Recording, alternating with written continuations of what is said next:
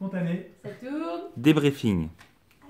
Alors, Laurent, est-ce que toi, il y a des choses qui t'ont frappé dans ce que tu as vu, ou est-ce que tu t'es trop pris par la vie? Non, non, je suis un homme et je suis capable de faire plusieurs choses à la fois. D'accord. Voilà. Et donc, Mais il fallait pas, hein. effectivement, la difficulté quand quelqu'un n'a rien à dire, la difficulté dans les questions à poser, la difficulté dans l'attitude qu'on a aussi, parce que effectivement, on laisse transparaître physiquement des attitudes qui sont pas très sympathiques. Voilà. Néanmoins, j'ai trouvé ça très intéressant parce que le binôme du coup jouait bien son jeu avec des tandems, essayer de rebondir, essayer de trouver des questions qui allaient amener la personne à réagir. Voilà. Donc j'ai trouvé en tout cas ça très bien. Difficile, cela dit, de faire réagir parce que moi j'ai trouvé très décontenançant le fait que oui, non, oui, ouais. Oui, Alors, c'était mon rôle. Voilà. oui, c'était ton rôle. Mais je m'en doute. Mais alors, du coup, donc vous en rencontrerez probablement. Alors là, vous avez de la veine parce qu'elle n'était pas hostile a priori à l'Europe. Ouais. Donc je veux bien rendre service et essayer de vous répondre, mais J'ai rien à dire. mais j'ai rien à dire.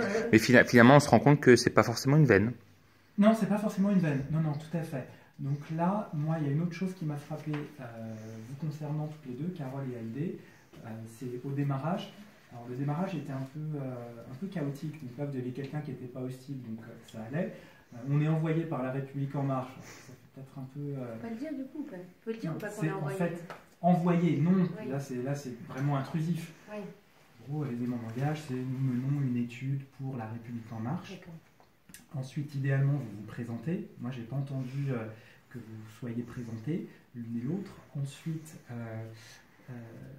il y a alors une chose qui, je pense, est problématique. Et on a cette tendance quand on est europhile et quand on connaît un peu l'Europe, c'est à essayer de susciter l'intérêt de la personne avec des questions qui nous intéressent. Du style Erasmus, est-ce que vous avez des enfants qui ont fait des études en Europe? C'est pas à nous véritablement de poser ce type de questions. Ça induit déjà un élément de réponse. Donc toute la difficulté, c'est d'essayer de tirer à partir du minimum qu'Emmanuel nous donnait, c'est-à-dire quasiment rien, et c'est de voir si, bah tiens, qu'est-ce que vous pensez de l'Europe? Moi j'aime bien, ah oui, et alors? Et donc là, je n'ai pas dit que c'était facile, hein, mais ce qui était problématique, c'était ce que vous avez suscité. Provoquer des réponses, c'est toujours délicat. Ensuite, éviter, ça, Haïdé, tu es tombé dans cet écueil, éviter de bombarder la personne de questions. Alors, 4 questions d'un coup, chacune étant un peu compliquée en soi, une à la fois suffit.